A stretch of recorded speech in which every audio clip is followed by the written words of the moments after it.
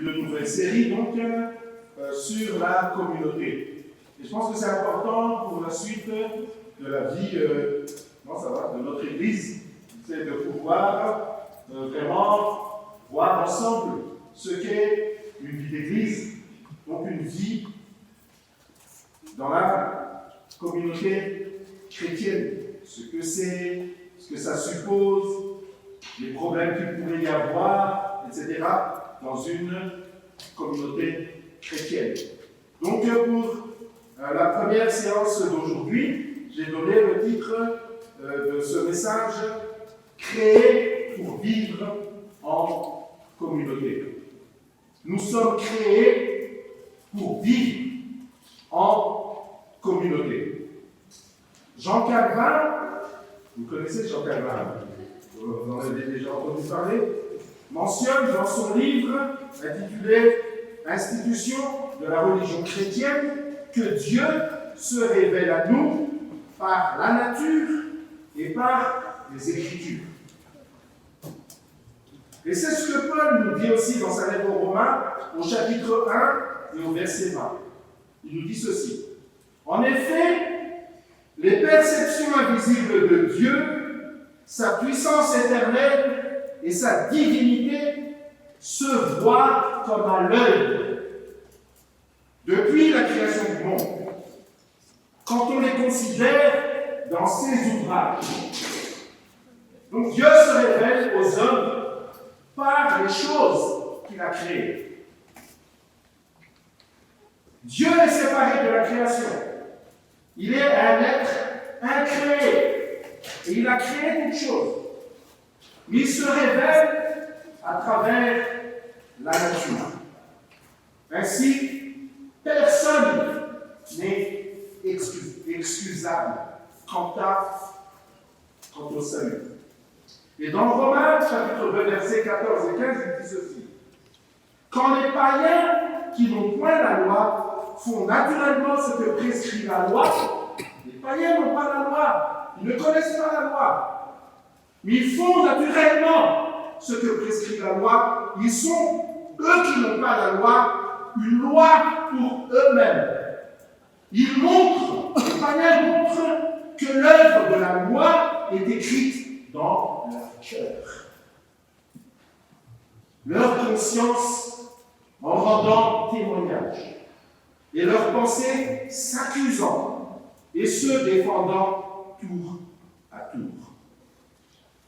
Dieu a mis dans chaque être humain une conscience qui lui permet de savoir si ce qu'il fait est bien ou mal.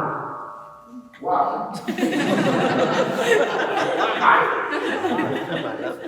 Ainsi, personne n'est excusable. Ainsi qu'apprenons-nous de la communauté à travers la nature. Dieu ne nous appelle pas à vivre dans l'isolement, mais à vivre en communauté. Leslie Newbigin, c'est le nom d'une personne, Leslie Newbigin, théologien et missionnaire de l'Église presbytérienne d'Écosse, a dit ceci.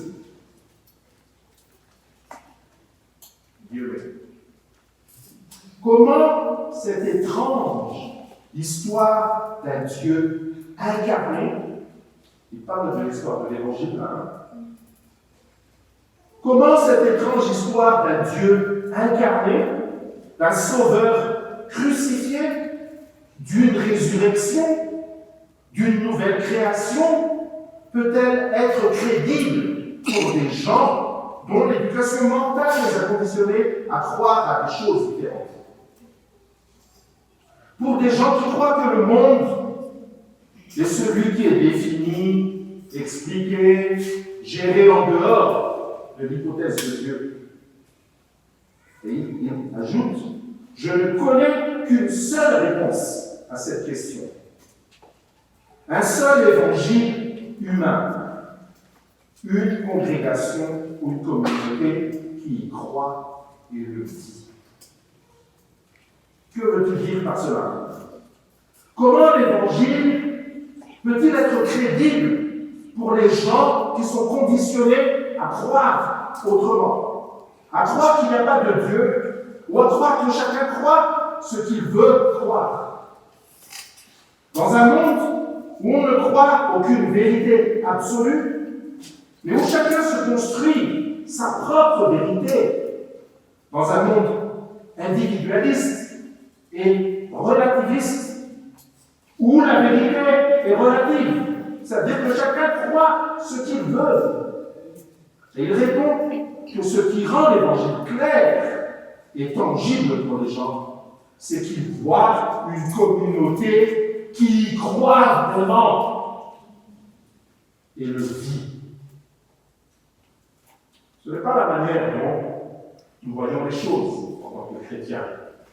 Souvent nous disons des choses du genre « Oh, ne nous regardez pas, regardez plutôt à la Bible. » N'est-ce pas? Ou bien « Ne regardez pas comment l'Église est, ne regardez pas la vie des chrétiens de l'Église.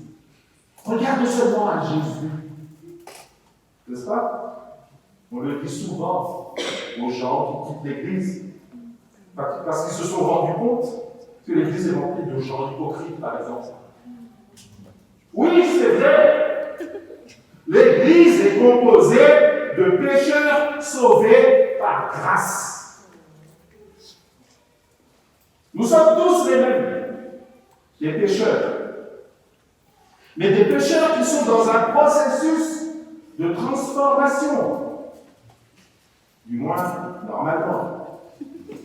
Si l'Évangile est au centre de nos vies, si l'Évangile n'est pas au centre de la vie de notre Église, si nous prêchons juste du moralisme, ce qu'il faut faire et ce qu'il ne faut pas faire, si nous prêchons juste sur des règles à suivre, de la religion, alors nous ne produirions que des gens bien religieux, mais hypocrites au milieu de Dieu. L'Évangile rend les gens libres, pas le contraire. Nous voulons que la vie de Dieu nous remplisse de paix, de joie, de liberté, pas le contraire. Justement, Jésus dit les choses différemment. Jésus dit tout le contraire de « Ne regardez pas à nous, regardez à Jésus, regardez à la Bible ». Il dit plutôt ceci, dans Jean, chapitre 13, verset 35, « À ceux-ci, tous connaîtront que vous êtes mes disciples, si vous avez de l'amour les uns pour les autres. » Jésus dit au monde entier, non, non, non, non, non. Regardez mon peuple.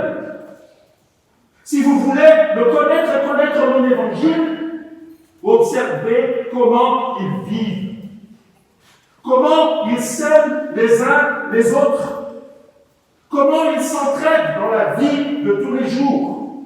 Il dit, en observant la communauté que j'ai formée, vous verrez ce que l'Évangile produit. Vous verrez les effets de ce que veut dire d'être mes disciples. Ici, francophone. C'est un challenge pour nous ce matin.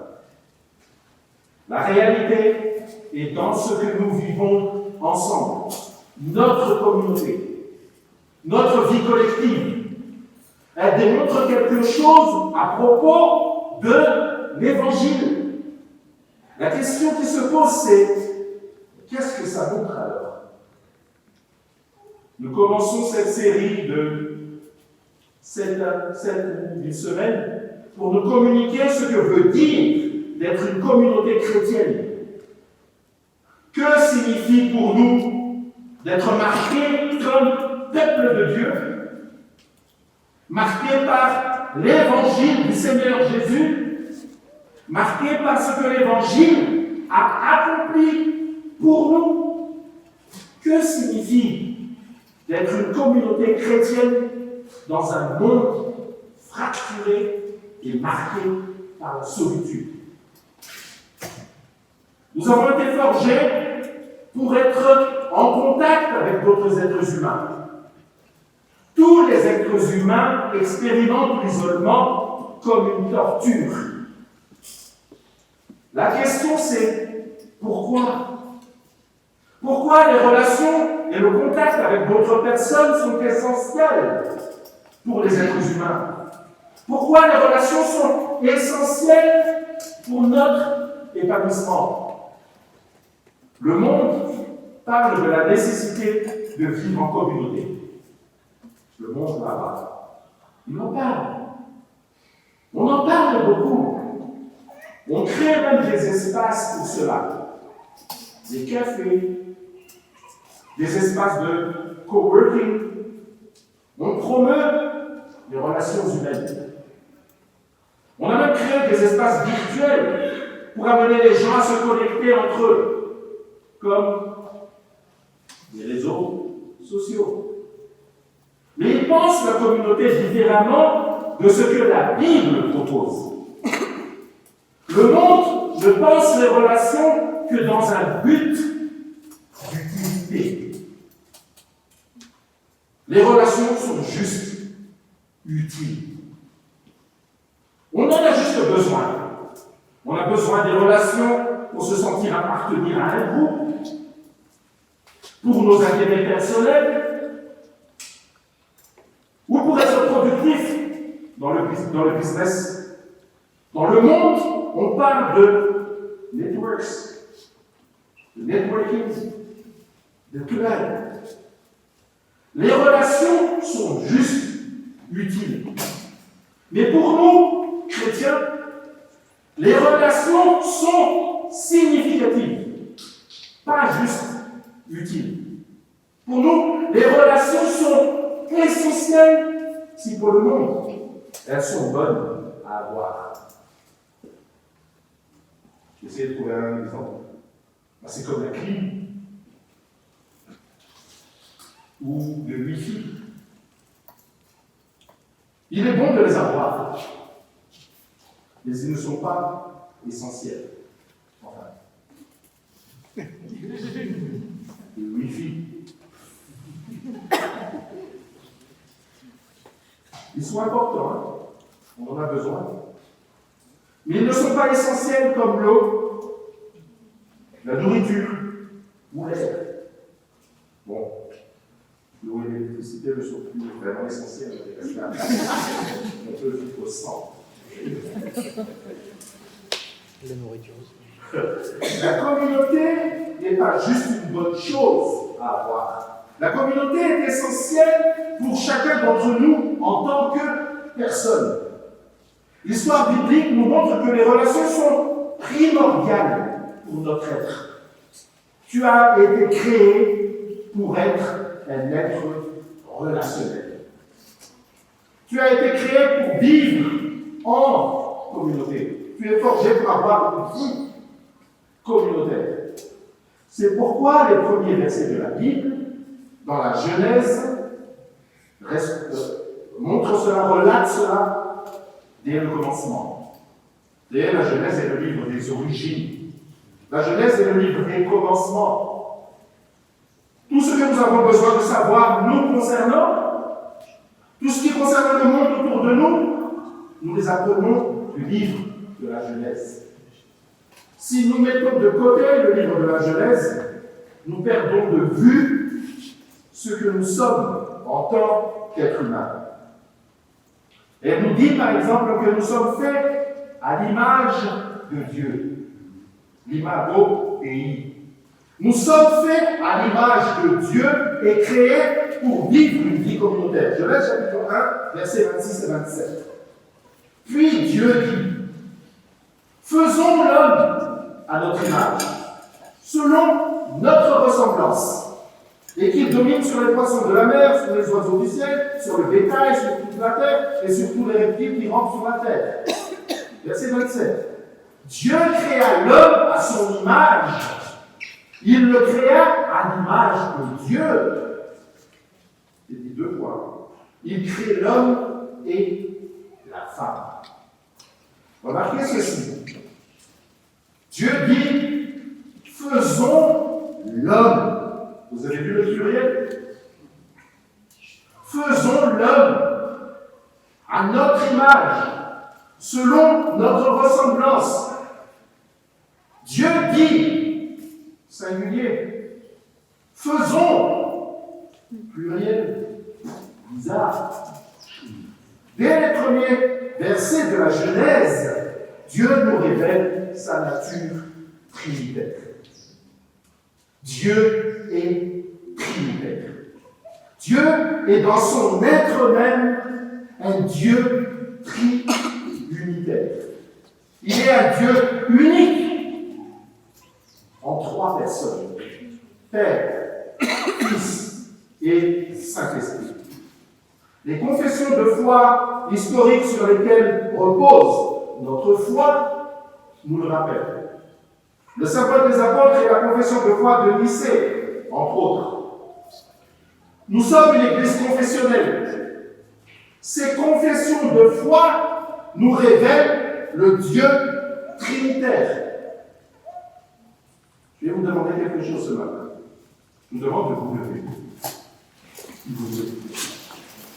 Et nous allons lire ensemble le symbole des apôtres, ou le credo, sur l'écran. Et en le lisant, nous allons lire doucement, mais nous allons essayer de comprendre dans notre tête, que ce ne soit pas juste pour réciter.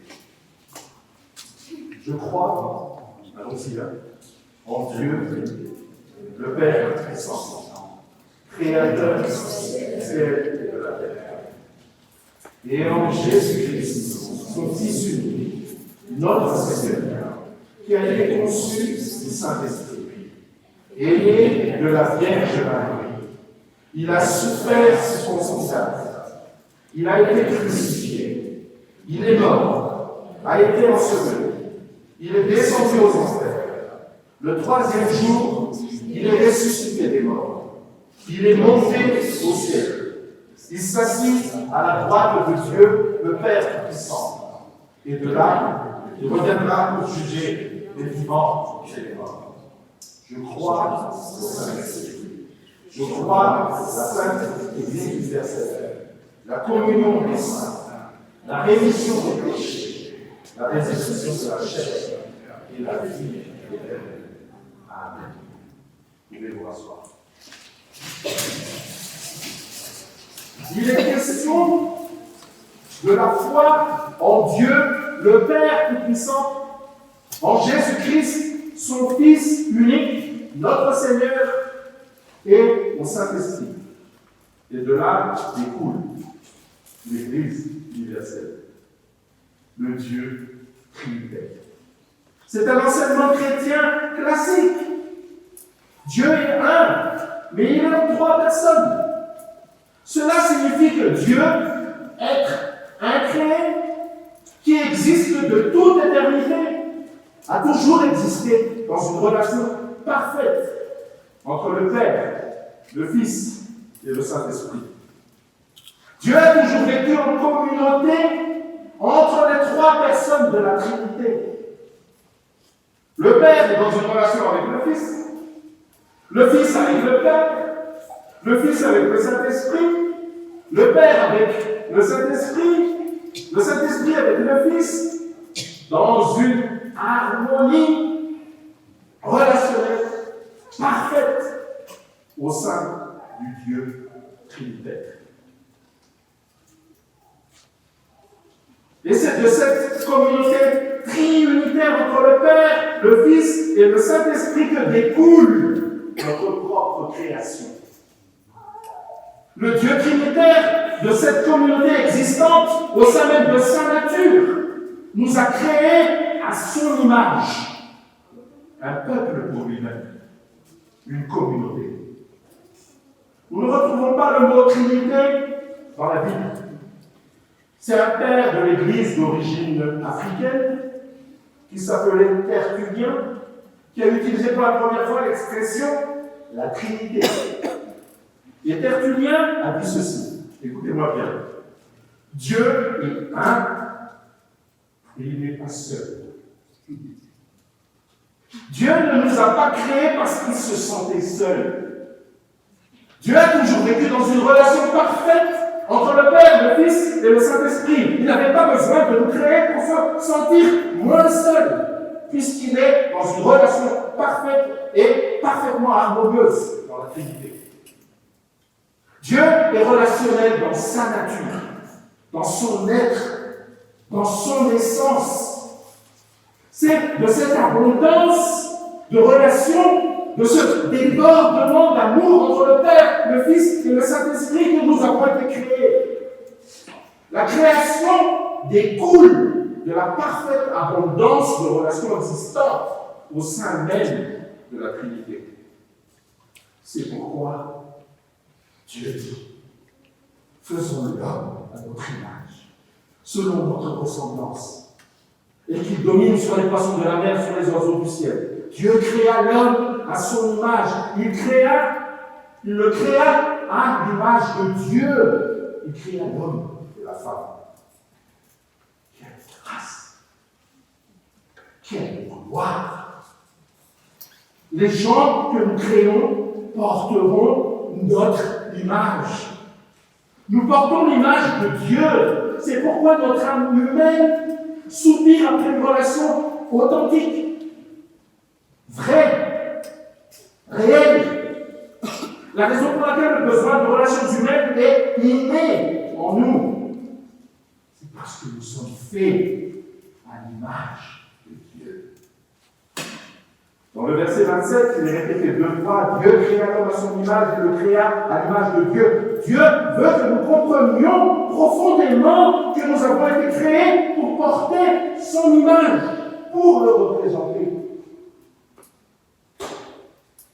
Il y a 2 semaines, j'étais à Kinshasa, en République démocratique du Congo. Et le Congo, dans son histoire, était une propriété privée du roi des Belges, Léopold II. Une propriété privée. Qui est-ce qui a une propriété privée dans cette... Bonjour, oui. Qui est-ce qui a une propriété privée? Par contre, oui, tout ça je sais. Hein? Mais pour le roi des Belges, Léopold II, dans le passé, le Congo était sa propriété privée, avant de devenir une colonie belge. C'était un peuple qui a beaucoup souffert, les Congolais, et qui continue encore à souffrir aujourd'hui. Le pays a toujours été victime du pillage de ses ressources. C'est un grand pays qui regorge de ressources naturelles et minières de toutes sortes. Tous les grands pays étrangers du monde entier viennent au Congo pour piller ces ressources. C'est le cas, par exemple, en ce moment, du M23, un groupe de mercenaires, des rebelles, qui s'emparent du coltan, colombite, pantanite, c'est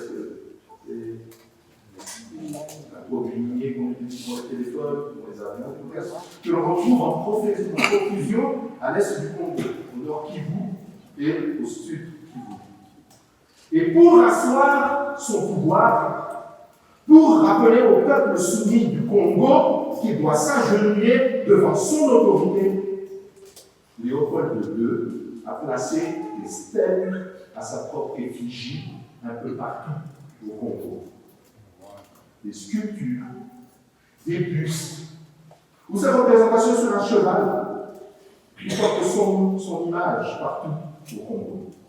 À chaque fois que les Congolais voient ces images, ils se rappellent que ce monsieur est leur propriétaire. C'est Mobutu qui a donné l'ordre de démanteler tous ces stèles.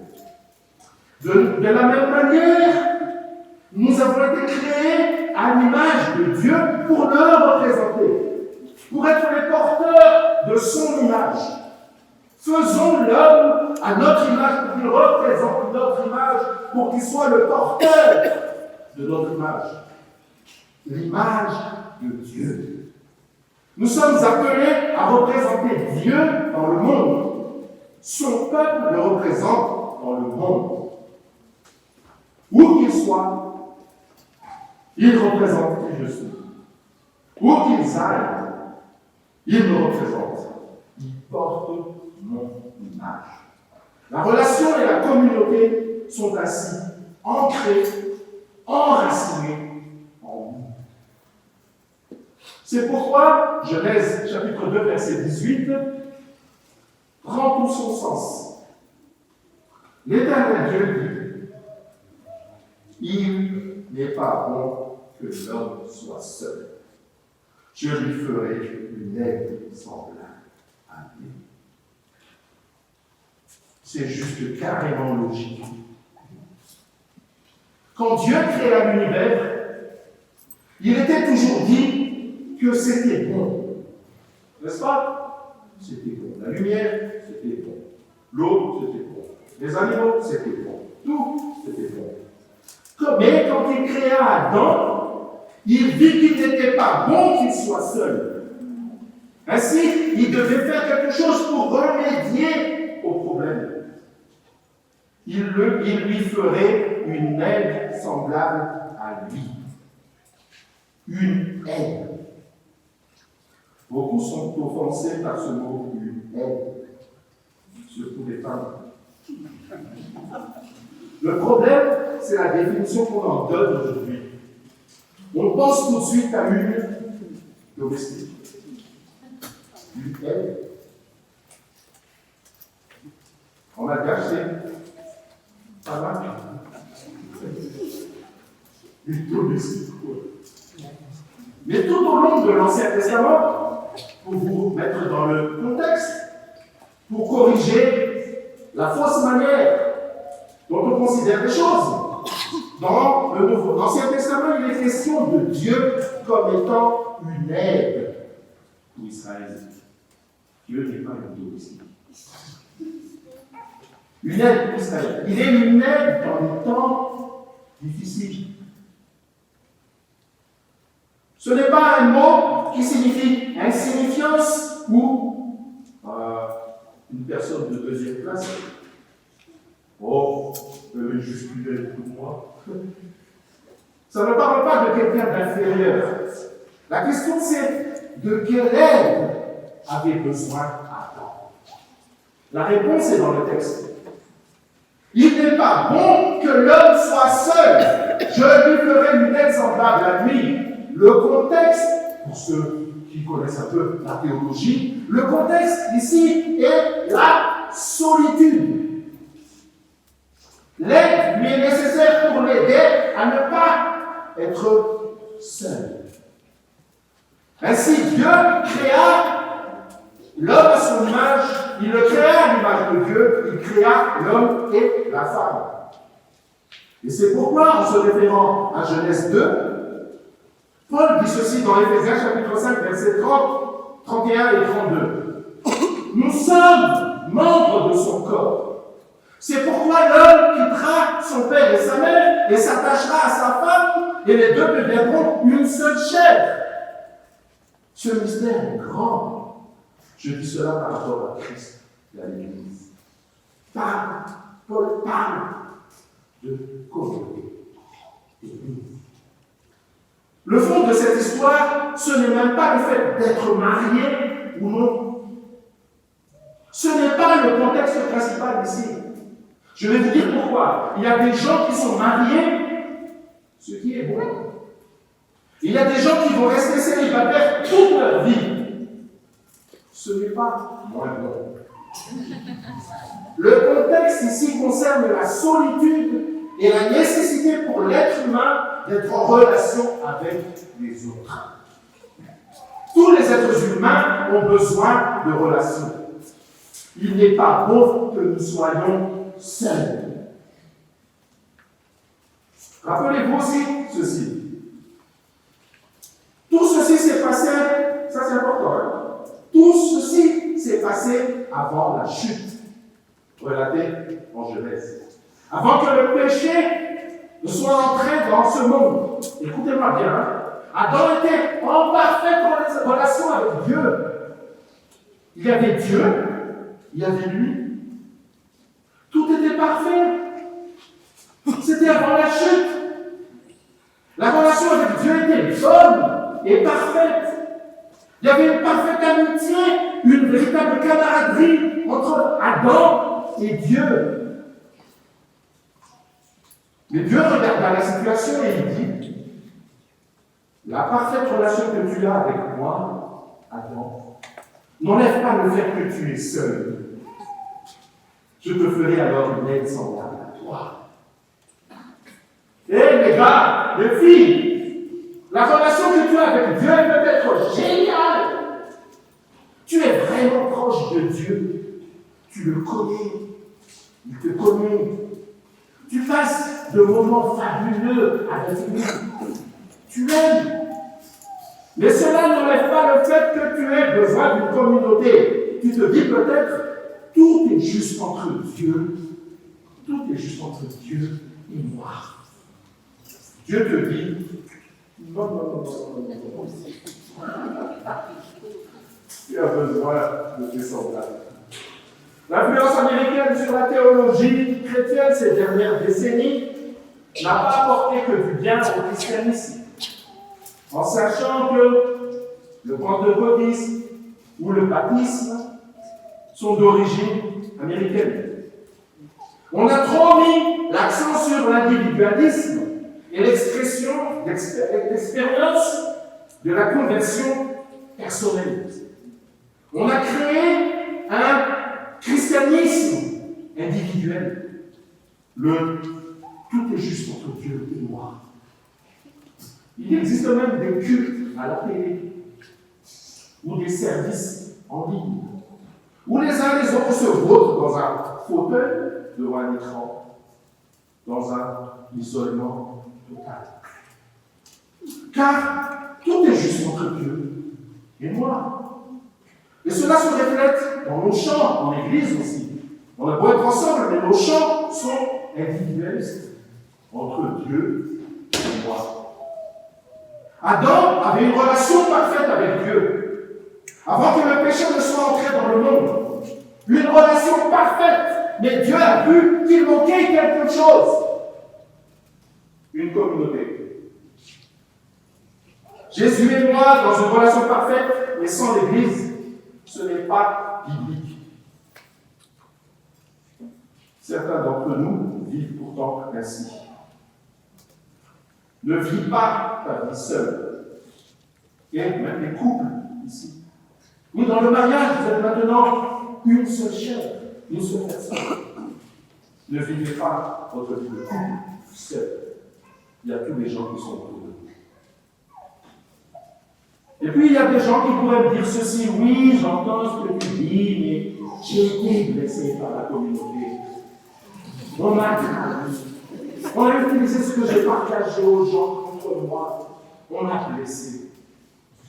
Frères et sœurs, il est difficile de se rendre vulnérable avec les gens. Je m'ouvre aux gens, eux ne s'ouvrent pas à moi. Je les invite dans ma vie, eux ne m'invitent pas dans la leur. Je sais que ce n'est pas facile. Nous allons aborder ces différents sujets au fil de notre série. Tous les dimanches qui viennent. Mais il n'est pas bon de rester seul. La raison pour laquelle c'est difficile, parce qu'il y a eu ce qui est décrit dans Genèse 3. Nous avons vu Genèse 1, puis Genèse 2, puis on tombe sur Genèse 3, la chute, l'entrée du péché dans la vie de l'homme. La chute de l'homme dans le péché n'affecte pas seulement la relation de l'homme avec Dieu, mais elle affecte aussi sa relation avec ses semblables. Genèse chapitre 3, versets 9 à 13. Mais l'Éternel Dieu appela l'homme et lui dit, comme il ne savait pas où il était, où es-tu? Il répondit, Oh, j'ai entendu ta voix dans le jardin. J'ai eu peur. Peut-être honte aussi. Parce que je suis nu et je me suis caché. Et l'Éternel Dieu lui dit, bah, qui t'a appris que tu es nu? Est-ce que tu as mangé de l'arbre que je t'avais défendu de manger? Verset 12. L'homme répondit, la femme que tu as mise auprès de moi m'a donné de l'arbre et j'en ai mangé. Oh. Verset 13. Et l'Éternel Dieu dit à la femme, pourquoi tu fais cela? La femme répondit, le serpent. Le serpent m'a séduit et j'en ai mangé. Le serpent n'avait pas de jambes sur laquelle se tenir. Enfin. Et voilà qu'ils se pointent du doigt les uns les autres.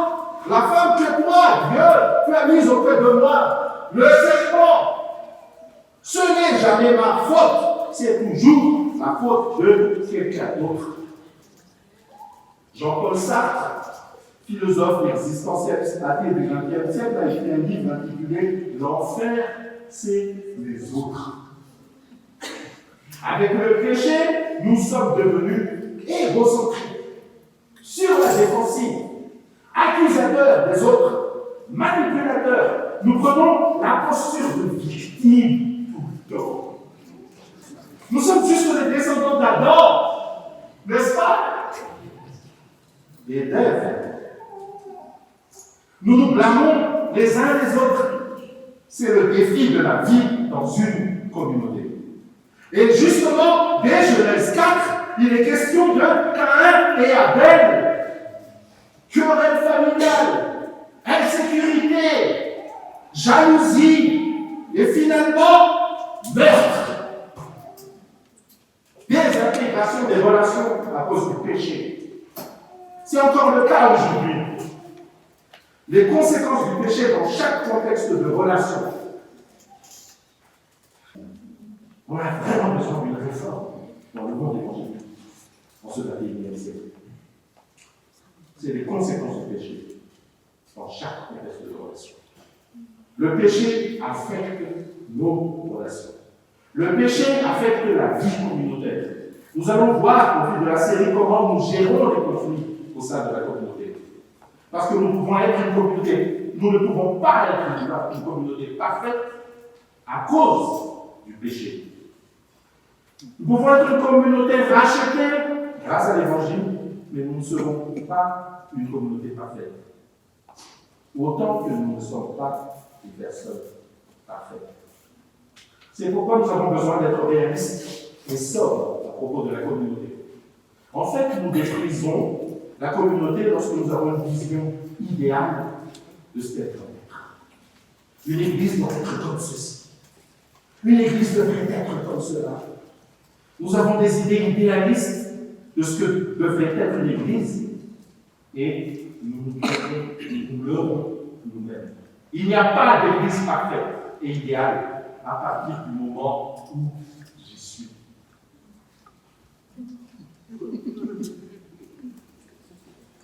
Et à partir du moment où tu y es. Car le péché m'a affecté.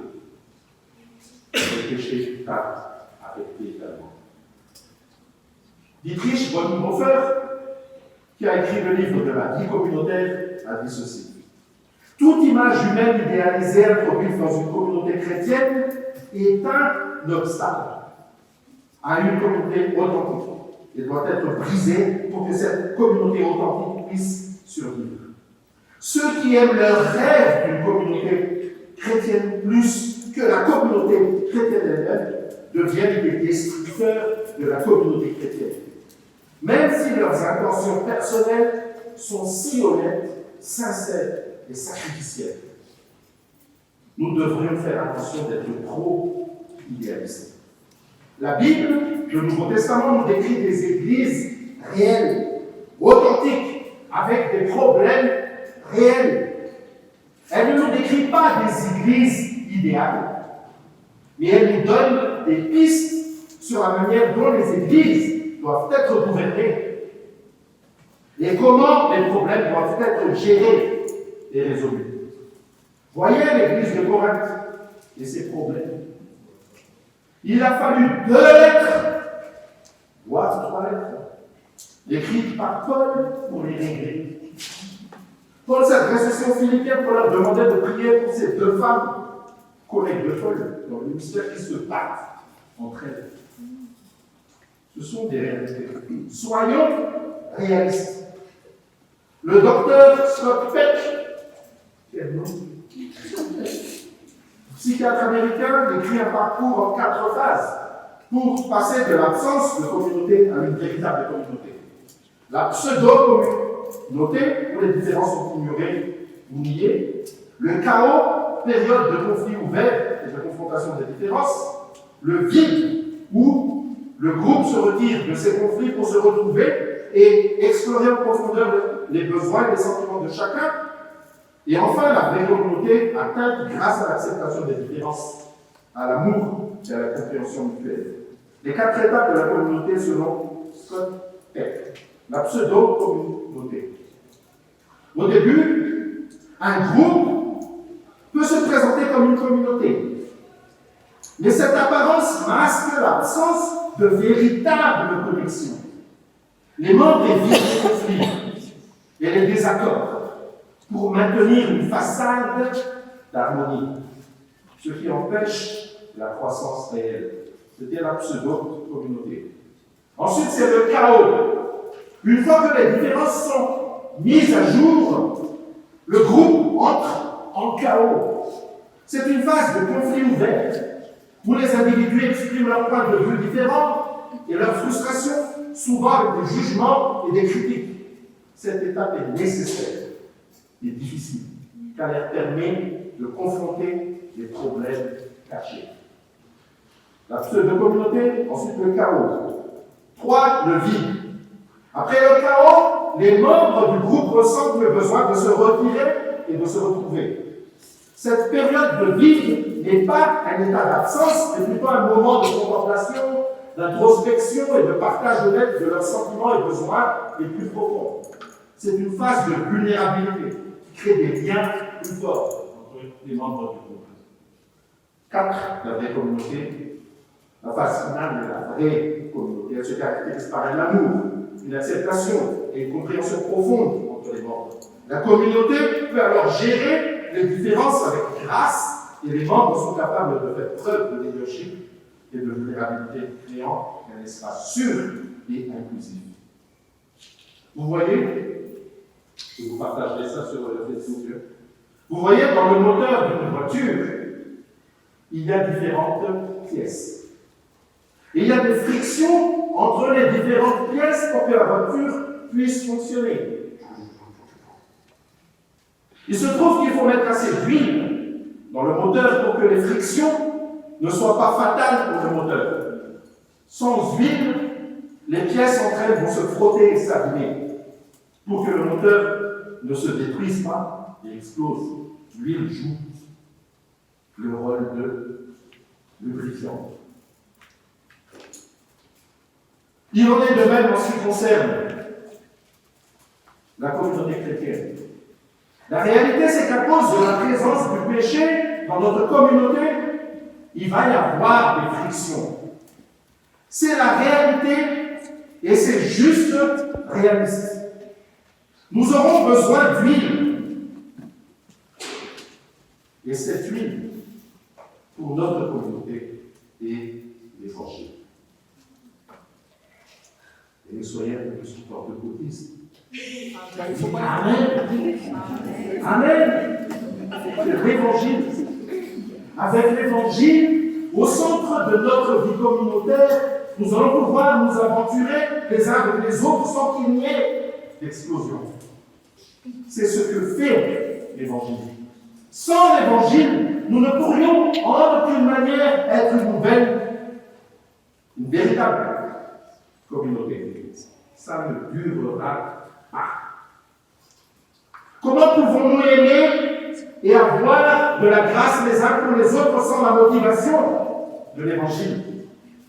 L'huile dont nous avons besoin, beaucoup par tradition religieuse vont dire que l'huile c'est plutôt le Saint-Esprit. Oui, c'est vrai, l'onction, le Saint-Esprit nous ramène vers qui? Finalement, vers Christ toujours. Le Christ et l'Évangile. La communauté n'est pas le but. Dieu est le but. Et Dieu, par l'Évangile, nous donne la capacité de vivre ensemble pour sa louange. Et l'Évangile devient ce lubrifiant qui nous permet de nous aimer les uns les autres. C'est pourquoi nous mettons l'accent sur l'Évangile. L'Évangile est tout ce dont nous avons besoin. Sans l'Évangile, nous allons nous battre les uns contre les autres, jour après jour, c'est sûr. Sans l'Évangile, vous allez passer d'une communauté à une autre, parce qu'il n'y a pas cette vie dont la communauté a tellement besoin, l'Évangile de grâce de Jésus-Christ. Notre espérance, c'est que Dieu crée au milieu de nous, crée en nous cette communauté centrée sur l'Évangile. Sans l'Évangile, nous ne pourrions aucunement survivre. Pour nous qui sommes chrétiens ici, et je sais qu'il y en a ici, nous avons chacun notre témoignage de comment nous sommes en Christ, comment nous sommes arrivés à connaître Christ. Et Éphésiens 2 est un témoignage pour nous tous qui sommes en Christ. Éphésiens 2, chapitre 2, versets 1 à 3. Vous qui étiez morts par vos offenses et par vos péchés, dans lesquels vous marchiez autrefois selon le train de ce monde, selon le prince de la puissance de l'air, de l'esprit qui agit maintenant dans les fils de la rébellion. Nous tous aussi, nous étions de la monde, et nous vivions autrefois selon les convoitises de notre chair, accomplissant les volontés de la chair et de nos pensées, et nous étions par nature des enfants de colère, comme les autres. C'est ce que nous étions, nous tous. Puis il est dit, au verset 4 et 5, mais Dieu, qui est riche en miséricorde, à cause du grand amour dont il nous a aimés, nous qui étions morts par nos offenses, nous a rendus à la vie avec Christ. C'est par grâce que vous êtes sauvés. C'est ce qui nous est arrivé si nous sommes en Christ. Quelque chose qui nous est arrivé, quelque chose qui nous est tombé dessus. Puis Paul nous rappelle quelque autre chose. Versets 11 et 12. C'est pourquoi vous, autrefois païens dans la chair, appelés incirconcis par ceux qu'on appelle circoncis, et qui le sont en la chair par la main de l'homme, souvenez-vous que vous étiez en ce temps-là sans Christ, privés du droit de cité en Israël, étrangers aux alliances de la promesse, sans espérance et sans Dieu dans le monde. Il s'adresse à nous en tant que peuple, un peuple de païens, un peuple qui ne bénéficiait pas des promesses d'alliance de Dieu, un peuple du dehors, un peuple sans les bénédictions de l'alliance de Dieu. Verset 13. Mais maintenant, en Jésus-Christ, vous qui étiez jadis éloignés, vous avez été rapprochés par le sang de Christ. Vous, en tant que peuple, il y a le sens de la collectivité dans le salut. Il ne s'agit pas que de conversion personnelle, de juste moi et Dieu, de mon baptême individuel, d'individualisme chrétien. Il y a le sens de la communauté chrétienne. Dieu nous sauve en tant que peuple, pas en tant qu'individu isolé dans notre individualisme et esselé, livré à nous-mêmes des brebis égarées, sans berger, avec l'illusion de notre propre appel personnel et l'orgueil de notre ministère personnel. Il n'y a pas de ministère personnel. Il y a uniquement un ministère collectif dans une communauté.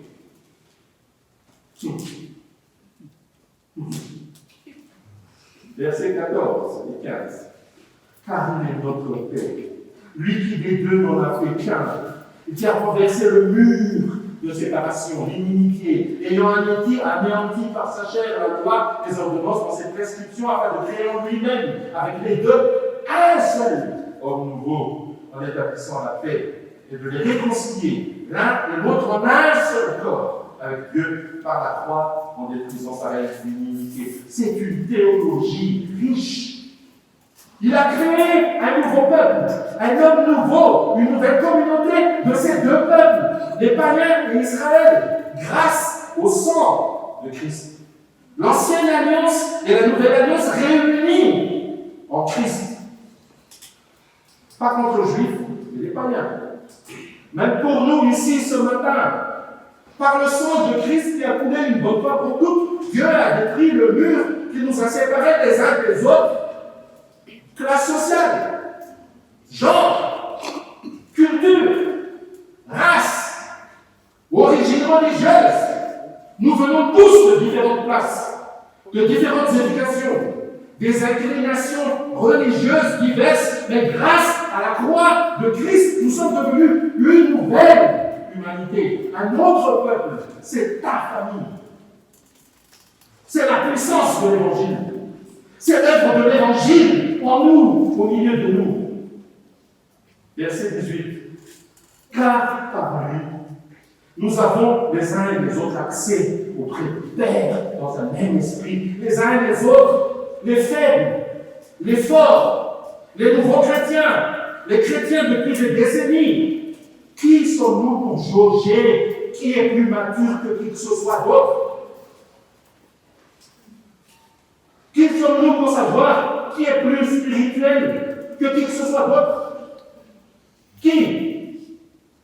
Nous avons tous le même accès auprès du même Père, par le même Saint-Esprit, par Christ, dans notre union à Christ. Versets 19 à 22. Ainsi donc, vous n'êtes plus des étrangers, ni des gens du dehors, mais vous êtes concitoyens des saints, gens de la maison de Dieu. Vous avez été édifiés sur le fondement des apôtres et des prophètes, Jésus-Christ lui-même étant la pierre angulaire. En lui, tout l'édifice, bien coordonné, s'élève pour être un temple saint dans le Seigneur. En lui, vous êtes aussi édifiés pour être l'habitation de Dieu en l'esprit. Dieu fait quelque chose en nous, au milieu de nous. Il nous construit ensemble. C'est ce que l'Évangile a accompli pour nous. L'Église est quelque chose de précieux, de glorieux.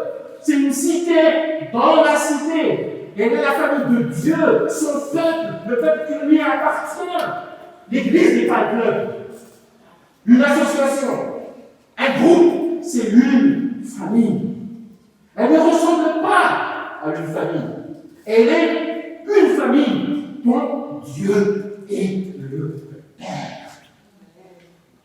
Je prie ce matin, et également pour ceux qui sont allés en vacances et qui regardent cette vidéo sur YouTube, je prie que Dieu suscite en vous tous, une chose, l'aspiration, le désir authentique et profond de devenir une communauté vivante et en bonne santé. Pas une communauté parfaite, ça n'existe pas, mais une communauté vivante et en bonne santé. Nous ne voulons pas moins. Nous ne nous contenterons pas de choses superficielles, de théologie superficielle, de prédication superficielle, de relations superficielles. Nous ne nous contenterons pas d'une communauté de surface avec des Jésus des soins bénis. Répétez à tout bout de champ. Nous voulons quelque chose de vrai, d'authentique. Nous voulons une communauté qui aura de la substance et qui sera fondée sur l'Évangile. Je prie que Dieu agisse en profondeur dans nos vies et nous apporte une espérance. Que Dieu apporte la réconciliation dans les relations brisées, dans les familles, dans les amitiés, au travail, à l'école, dans les voisinages. Que Dieu apporte guérison, rachat, rédemption, renouvellement dans nos relations. Pour ceux qui ont des attentes différentes dans cette Église et qui se rendent compte que les choses ne vont pas dans la direction qu'ils auraient aimé, je prie que Dieu nous apporte espérance. Pour ceux qui sont indifférents, je prie pour que l'Esprit de Dieu plante un désir en vous. C'est lui qui produit en nous et le pouvoir de le faire. Dieu va créer en nous le désir d'avoir des chrétiens qui vous accompagnent le long du chemin dans votre marche. Que notre Église soit une Église qui apporte l'espérance et la vie dans cette génération rongée par le doute et le scepticisme. Une Église qui croit et qui proclame la vérité sans crainte, sans honte, et avec grâce et joie dans la société accablée de relativisme, où chacun se fait sa propre vérité. Que nous soyons une communauté de personnes généreuses qui ne vivent pas pour elles-mêmes, mais qui sont profondément impliquées dans les soucis des autres. Je prie que nous soyons une communauté qui soit prête à vivre publiquement l'Évangile.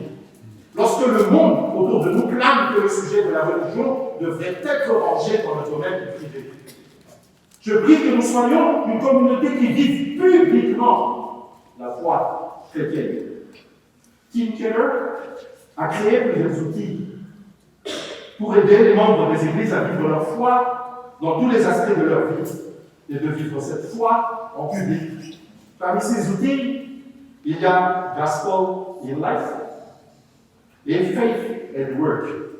Nous les utiliserons dans notre église au fil des mois et années à venir. Ça va nous aider. Ça va nous certifier. Je prie que nous soyons une communauté d'espoir dans un monde de pessimisme et de désespérance quant à l'avenir. Parce que nous sommes le peuple de l'Évangile. Et le seul chemin pour nous d'être ce peuple, c'est que chacun d'entre nous, et nous tous collectivement, soyons enracinés dans l'Évangile de notre Seigneur Jésus. C'est le seul chemin. L'Évangile est ce que Christ a fait pour nous. Le Seigneur Jésus-Christ, qui a vécu la vie que nous aurions dû vivre, une vie d'obéissance à la loi, il l'a vécu pour vous. Et le Seigneur Jésus-Christ qui est allé à la croix, au lieu de recevoir les bénédictions d'une vie d'obéissance, a reçu la malédiction d'une vie de péché à cause de nous. Il a pris notre péché. Et sur la croix, il porte le poids de notre péché. Il porte le poids de la punition de notre péché. La colère de Dieu s'abat sur lui pour nous. Le juste pour l'injuste. L'innocent pour le coupable. L'ultime échange a eu lieu. Mais il n'est pas resté mort. Le troisième jour, il est ressuscité avec toute autorité en sa main. Et maintenant, il nous a donné, à vous qui venez à lui, une vie nouvelle. Une vie de résurrection. Tout est maintenant passé. Une nouvelle création a commencé pour ceux qui mettent leur foi en lui. Est-ce que cela vous est déjà arrivé? Avez-vous reçu cet évangile de Jésus-Christ? Oui, je m'adresse à toi là. Une nouvelle création a-t-elle commencé dans ta vie? Ceux qui ont mis leur foi en lui ont maintenant goûté à la vie éternelle. Une vie abondante et abondante. Mais maintenant, grâce à cet évangile, nous pouvons être des personnes différentes. Nous pouvons être des personnes qui s'aiment les uns les autres. C'est ma prière pour nous dans cette assemblée. C'est ma prière pour notre communauté. C'est ma prière pour notre Église. Que nous approfondissions notre foi et que nous grandissions. Que le Seigneur accomplisse cette œuvre en nous. Comme je l'ai dit, je sais que certains d'entre vous ont vécu des expériences différentes avec la communauté. Mais allez-vous en parler au Seigneur pour qu'il guérisse votre cœur et qu'il donne en vie. Au bout du compte, quelles qu'aient été vos circonstances de vie, il n'est pas bon pour un homme d'être seul. Vous pouvez avoir une bonne relation avec Dieu, mais sans les autres. Dieu vous regarde et voit qu'il manque. Prions.